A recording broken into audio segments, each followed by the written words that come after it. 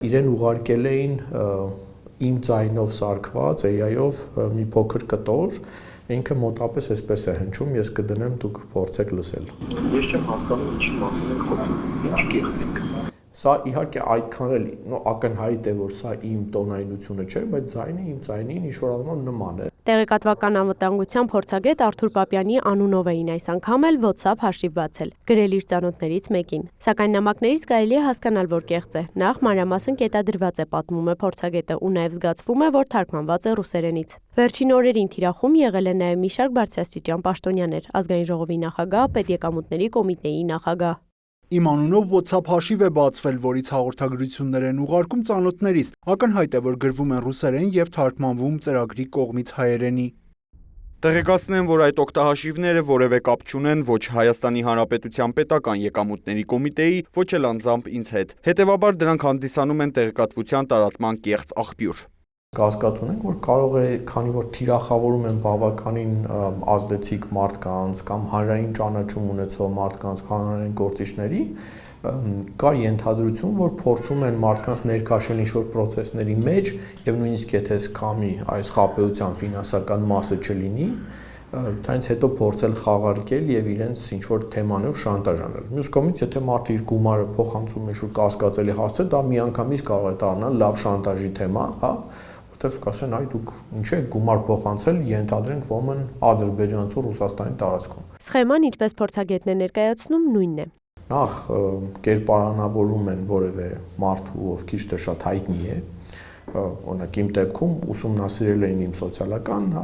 պրոֆիլները, տեսել էին տարբեր մամուլի ասուլիսներ, հաղորդագրություններ եւ այլն, դրանից ելնելով եզրակացություններ էին արել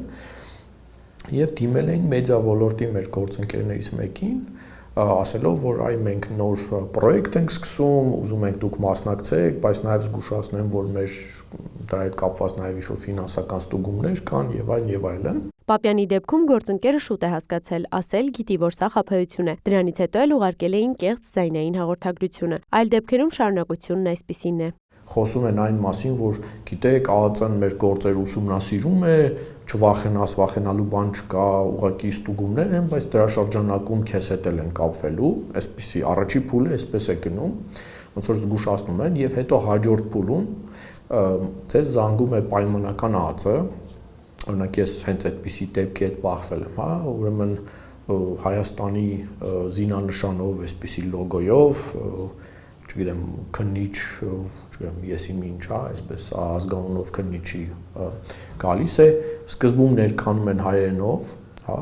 եւ հետո առաջարկում են փոխել ռուսերենի զրույցը, որովհետեւ ասում են, գիտեք, ինչ կա, սա ունենք հայ-ռուսական համատեղ հետազոտություն է կամ սա հայ-ադրբեջանական է, որպեսզի գործընկերներն էլ մեր զրույցը կարողանան տեսնել եւ անմիջապես փոխում են ռուսերեն, հայերենից ռուսերենին։ Հետո արդեն տարբեր զարգացումներ կարող են լինել։ Օրինակ ասում են, որ ձեր բանկային հաշվի վրա մենք ստուգումներ ենք դրել, դուք այնտեղ գումարներ ունեք, այդ գումարները եկեք տեղափոխեք մեր ԱԱՑ-ի ապահով հաշվին, իսկ մենք մոնիտորինգ անենք, տեսնենք ձեր մոտ ինչ է գալիս գնում, որ ձեզ նեղություններ չտան։ Շարունակում է, իրենց դիմաց մարդկանցից ոչ ոք այս փուլում չի խաբվել։ Տեղեկատվական անվտանգության փորձագետը նշում է, եթե նախորդ 1-2 տարիներին այսպիսի խաբեությունները տարածվում էին Telegram-ում, ապա այս տարվա սկզբից թիրախում հիմնականում WhatsApp-ն ու Signal-ն են։ Էմմա Վարդանյան, Արտակ Գևորգյան, լուրեր։